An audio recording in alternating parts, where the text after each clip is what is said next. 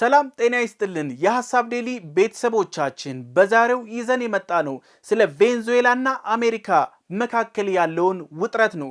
እንዲሁም የዓለም ትልልቅ የተባሉ መሪዎችም ጭምር አሳስቧቸዋል። ቬንዙዌላ ውስጥ በአሁን ሰዓት ላይ ትልቅ የተባለ ውጥረት እየተካሄደ ነው። እነዚህንና መሰል ጉዳዮችን የምንቃኝ ይሆናል። አብራችሁን ሁኑ። አምባገነኑ ዶናልድ ጄ ትራምፕ የቬንዙዌላን ፕሬዝዳንት አግተው ወደ አሜሪካ ፍርድ ቤት ወስደዋል። በዚሁም ዓለም አቀፍ ትልልቅ የተባሉ መንግስታትም ጭምር ተቃውሟቸውን እያሰሙ ነው። ዶናልድ ጄ ትራምፕ ለምን ይህንን አደረጉት? ትራምፕ በመጀመሪያው የምርጫ ዘመናቸው እንዲህ ሲሉ ነበረ። የቬንዙዌላው ፕሬዝዳንት በሰፊው ህገወጥ የሰው ዝውውር ላይ ይሳተፋሉ። ብዙ ቬንዙዌላውያን በህገወጥ መንገድ ወደ አሜሪካ እንዲገቡ እያደረጉ ነው የሚል ክስ አቅርበው ነበር። ግን ይህ ክስ ቬንዙዌላን ለመውረር በቂ ባለመሆኑ ወደ ሁለተኛ ክስ አሳድገውታል። ትራምፕ በሁለተኛ ክሳቸው እንዲህ ብለው ነበር።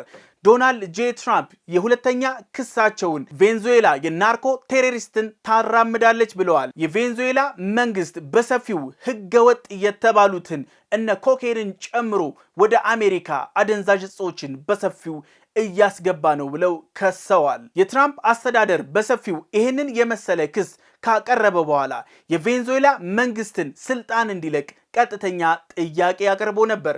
እንዲሁም ዶናልድ ጄ ትራምፕ በቀጥታ ስልክ ለማዱሮ በመደወል ስልጣን ልቀቁ፣ እርሶና ሚሶ ቤተሰቡ የህግ ከለላ እንስጡት፣ ስልጣን ልቀቁ ብለው ለማግባባት ሞክረው ነበር።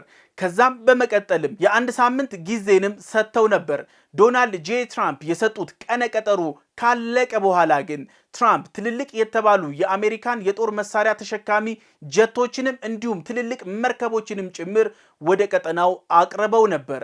ትራምፕ ትልልቅ የተባሉ ማዕቀቦችንም ጥለዋል። እንዲሁም የቬንዙዌላን ሰማይ ሙሉ በሙሉ ከአውሮፕላን ነፃ አድርገው አዘው ነበረ። ዶናልድ ጄ ትራምፕ አምባገነን የተባሉ መሪ ናቸው።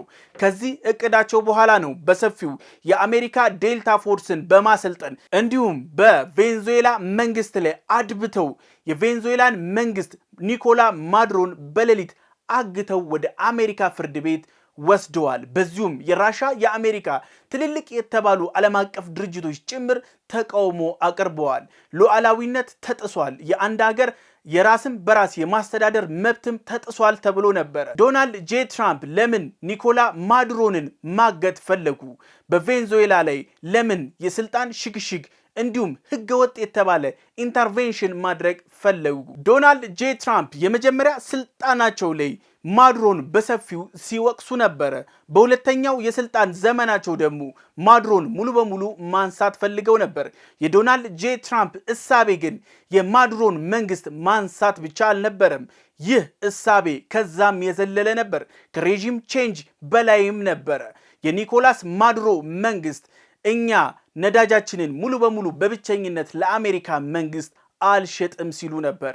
ዶናልድ ጄ ትራምፕ የሀገራቸው ትልልቅ የተባሉ እነ ሄክሶንን ጨምሮ ትልልቅ የነዳጅ አውጪ ካምፓኒዎችንም ጭምር ሲያዘጋጁ ነበረ። ይህ የኒኮላ ማዱሮንን እገታ በኋላ በሰፊው አሜሪካ እንዲህ ስትል ተሰምታለች። በቬንዙዌላ ውስጥ ያሉት የነዳጅ ማውጫ ካምፓኒዎች ሙሉ በሙሉ በአሜሪካ ካምፓኒዎች እድሳት ይደረግላቸዋል፣ ነዳጁም ወጥቶ ለዓለም አቀፍ ንግድ ይቀርባል ብለዋል።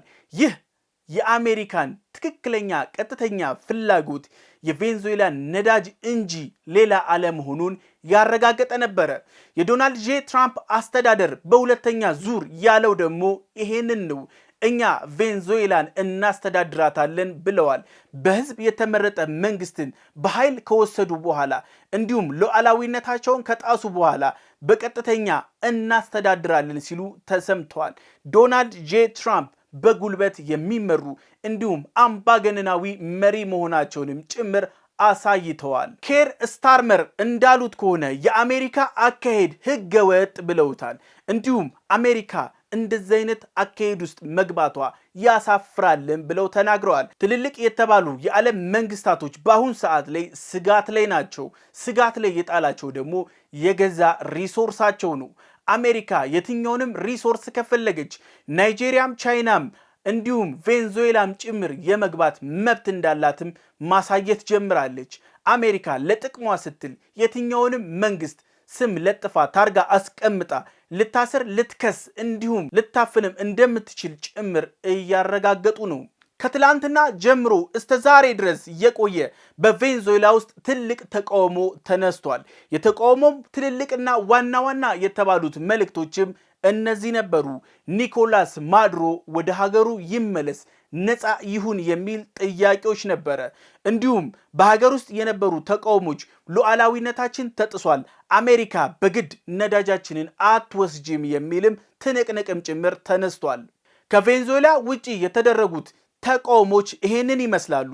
የመጀመሪያው ኒኮላስ ማዱሮ ነፃ ይሁኑ፣ ሁለተኛ አሜሪካ በግድ የቬንዙዌላ ነዳጅ መውሰድ አትችይም የሚል ነበር። ግን በተቃራኒው በአሜሪካ ውስጥ የተካሄደው ተቃውሞ ደግሞ ዶናልድ ጄ ትራምፕ እንኳን ደስ አለ፣ ጥሩ አደረክ የሚልም አቀባበልም ጭምር ተደርጓል። የትራምፕ አስተዳደር በዚህ ሰዓት ላይ ይህንን ማስጠንቀቂያ ሰጥቷል። የትራምፕ አስተዳደር እንዳለው ከሆነ አሁን ላይ ያለው የቬንዙዌላ መንግስት የአሜሪካን ኢንተረስት የሚቃወም ከሆነ የኒኮላስ ማዱሮ እጣ ፋንታ ይደርሳቸዋል ብሎ እያስጠነቀቀ ነው። በአሁን ሰዓት ላይ የቬንዙዌላ መንግስት በውስጥ ተባብረዋል ያላቸውን በፖሊስ ማሰር ጀምሯል። እንዲሁም አንድም ብጥብጥም ግርግርም መፍጠር አይቻልም ብሎ ተናግሯል። ግን በአሁን ሰዓት ላይ የቬንዙዌላ መንግስት ነዳጁን ለአሜሪካ መንግስት ለነ ሄክሶን የተባሉ ድርጅቶች አሳልፎ የማይሰጥ ከሆነ የኒኮላስ ማዱሮ እጣ ፋንታ ይጠብቃቸዋል ተብሏል። የዶናልድ ጄ ትራምፕ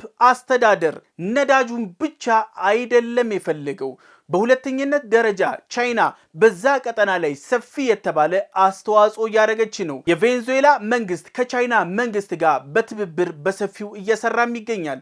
እንዲሁም የቬንዙዌላ መንግስት ከዶላር ውጪ ነዳጁንም መሸጥ ጀምሯል። ይህ የአሜሪካ መንግስትን አስደንግጧል። አሜሪካንን አሜሪካ ሆና እንድትቀጥል ያደረጋት የፔትሮ ዶላር ስምምነት ነው። ይህ የኢነርጂ ሽያጭ ስምምነት ምን ይመስላል? የትኛውም ሀገር ነዳጅ አውጥቶ በሚሸጥበት ሰዓት በአሜሪካ ዶላር ግብይቱ ይከናወናል የሚል ነበር። ግን በቬንዙዌላ ላይ ይህ መሆን አልቻለም። ቬንዙዌላ ያወጣችው ነዳጅ ከማዕቀብ የተረፈውን ነዳጅ ከአሜሪካ ዶላር ውጪ ስትሸጥ ነበር። የቻይና ድርጅቶች ደግሞ በቬንዙዌላ ውስጥ በሰፊው እየተንቀሳቀሱ ይገኛሉ። ቻይና በሰፊው ይሄንን ቀጠና ሰጥቶ በመቀበል በመልማት በማልማትም እያካሄደች ይገኛል። የአሜሪካ መንግስት ያሰገው የቻይና የበላይነትም ጭምር ነው። ነዳጁንም ወርቁንም ሁሉንም ሬር እርዝ ሚኒራሎችን ጭምር ጠቅልላ አሜሪካ እየያዘችው አይደለም። በዚህ ሰዓት ላይ ቻይና ሬር እርዝ ሚኒራልን የዓለማችን ከ90% በላይ ሪፋይን ሆኖ የሚያልቀው በቻይና ውስጥ ሆኗል። ይህ የአሜሪካንን መንግስት አሳስቦታል። አሜሪካ ከዚህ ቀደም በዚህ በቬንዙዌላ ቀጠና ላይ ለአውሮፓ ወዳጄ ላለችው እንኳን አልተመለሰችም። የትኛውም ሀገር በዚህ ቀጠና ላይ በብቸኝነት መንቀሳቀስ አይችልም። ያለ አሜሪካ ፍቃድ በቬንዙዌላና በመሳሰሉት ሀገሮች ላይ መንቀሳቀስ የማይታሰብ ነው። አሜሪካ በግድ የበላይነቷን የኢምፔሪያሊስት እሳቢዋን በዓለም ላይ ለመጫን እየሞከረች ነው። የዶናልድ ጄ ትራምፕ አስተዳደር ደግሞ ሙሉ በሙሉ የዓለም አቀፍ ሕጎችን የሚጥስ ሆኗል። በቅርቡ እንኳን እንደምናስታውሰው በናይጄሪያ በክርስቲያኖች ላይ የደረሰውን ግፍ በማስመልከት የዶናልድ ጄ ትራምፕ አስተዳደር ወደ ናይጄሪያ ለመግባት እቅድ አቅዷል። በናይጄሪያ ውስጥ ክርስቲያኖች የተገደሉበት ቦታና የትራምፕ አስተዳደር አርፍበታል ያሉ ቦታ በጣም የተለያየ ቦታ ነው። ሰፊ የተባለ ርቀትም የታየበት ነው። የትራምፕ አስተዳደር ቤዜን አስቀምጣለሁ ያለው የናይጄሪያ ነዳጅ ማውጫ ቦታ ላይ ነው። ከናይጄሪያ ነዳጅ ማውጫ ቦታ ክርስቲያኖች ተገደሉ ስተተባሉበት ቦታ ሰፊ የተባለ ርቀት አለ። አሜሪካ ለየትኛውም ሪሶርስ ስትል አሸባሪ እንዲሁም ሌሎች ታርጋዎችን በመለጠፍ ሀገራትን ትወራለች። አሜሪካ ዓለም አቀፍ የንግድ ሕግን ማክበር ተስኗታል። እንዲሁም ራሷ አሜሪካ ፍሪ ማርኬት ያለችውን ሕግም መተግበር ተስኗታል። ዓለም አቀፍ ሕጎችን ስምምነቶችንም ጭምር ሙሉ በሙሉ እየጣሰች ትገኛለች። አሜሪካ በዚህ ሰዓት ላይ ሙሉ በሙሉ የኮሎኒ እንቅስቃሴ ውስጥ ገብታለች። የሌሎች ሀገራት መንግስት በብሪክስ ማዕቀፍ ውስጥ እየገቡ ነው። የደቡብ ትብብርም በሰፊው ዓለም አቀፍ ተቀባይነትን እያገኘ ነው። አሜሪካ ተባብሮና ተከባብሮ መስራትን ሙሉ በሙሉ ውድቅ ማድረግ ጀምራለች። ከዚህ በኋላ የትኛው ሀገር ነው የሚወረረው?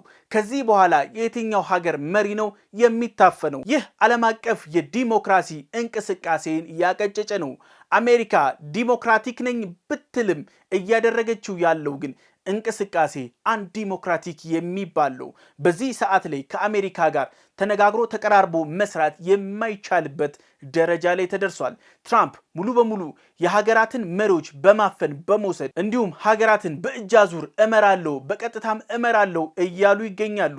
ለአሜሪካ ጥቅም የማይገዛ የየትኛውም ሀገርን ሙሉ በሙሉ እናወርዳለን እያሉ እየዛቱ ነው። ሀገራት ባላቸው ሪሶርስ ላይ የመወሰን መብት አጥተዋል። የሐሳብ ዴሊ ቤተሰቦቻችን የዛሬው ይህን ይመስል ነበር። በቀጣይ እስከምንገናኝ ሰላም ሁኑ።